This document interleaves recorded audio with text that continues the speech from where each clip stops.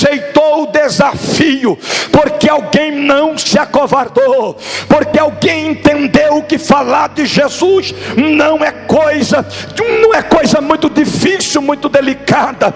Para falar de Jesus não precisa ter diploma, estudo, grandes qualificações, status, ter roupa boa, terno caro. Para falar de Jesus basta você abrir a sua boca e falar o que Ele faz, porque o nosso Deus faz o que ninguém pode fazer. Ele é santo, Ele é eterno, Ele é poderoso, onisciente, onipotente, onipresente. Ele é o Deus da Bíblia e está presente nesta noite para nos dar vitória.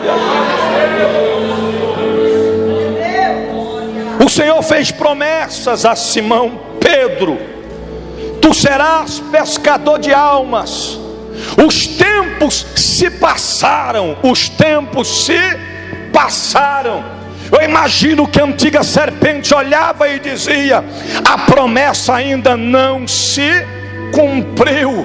Os tempos se passaram, o mestre se ausentou da terra, e o diabo e os demônios olhavam e diziam: a promessa não se cumpriu e não vai se cumprir. Mas o nosso Deus é zeloso, porque a palavra de Deus diz que todas as promessas e o Deus da Bíblia fez a Israel, nenhuma delas caiu por terra.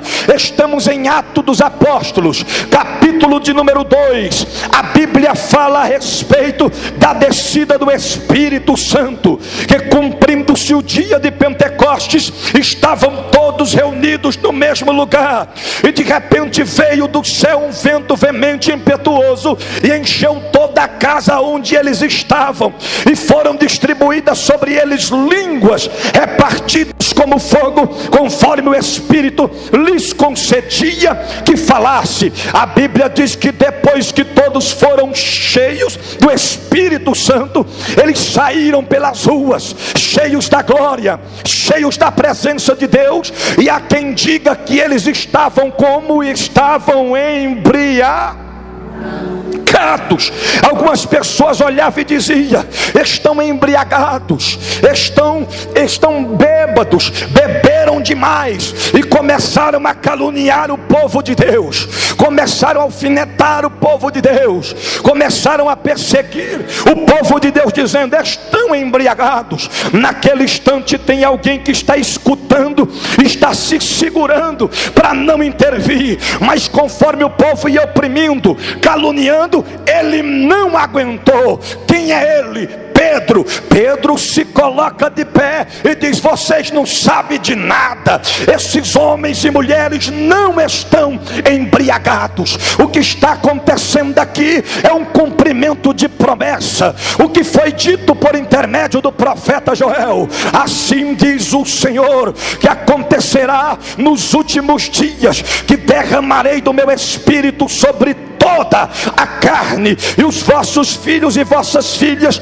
profetizarão, e os vossos jovens terão visões, e os vossos velhos terão sonhos, e também do meu espírito derramarei sobre os servos e sobre as minhas servas. Naqueles dias profetizarão. A Bíblia diz que quando Pedro está terminando o sermão, ouvindo isto, eles impugnaram em seus corações e perguntaram a Pedro: o que nós devemos fazer para ser salvos? O sermão não foi mamão com açúcar, não foi leitinho com Toddy. O sermão daquele dia foi: arrependei-vos e alcançareis a libertação e a misericórdia da parte de Deus. E a Bíblia diz: de sorte que foram batizados de bom grado e receberam a palavra de Deus. Somente naquele dia, quase 3.000 almas. Eu acho que você não entendeu. Se os demônios e Satanás diziam: não vai cumprir promessa, não vai pescar homem, naquele dia eu imagino que cada palavra que Pedro falava era um molinete, puxando a alma, puxando a alma, puxando a alma. Ele dizia: vem para Jesus, vem para Jesus, vem para Jesus. Os que não prestam, não vale nada, vem para Jesus. Esse aqui o diabo diz que vem para Jesus. Esse todo mundo tem medo dele, vem para Jesus. Quase 3.000 almas se rendem ao evangelho de Cristo Jesus. Eu imagino que o Deus da Bíblia olha para a terra e diz: Satanás, tu disse que não ia se cumprir.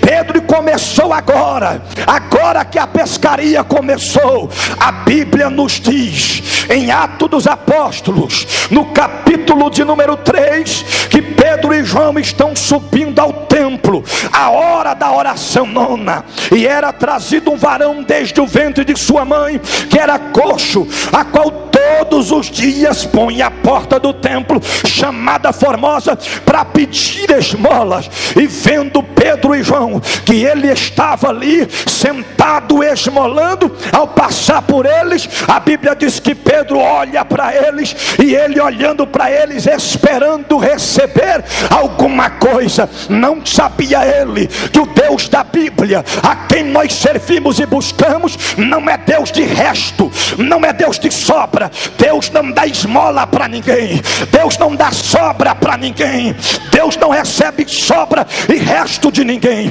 Na mesma proporção, Deus não quer louvores a Ele em sobra. Na mesma proporção, Deus não quer adoração a Ele por esmolas. Ou seja, nós temos que dar o nosso melhor louvor, o nosso melhor glória, o nosso melhor aleluia. A nossa melhor adoração tem que ser para Ele, por Ele, porque Ele, para Ele são todas as coisas.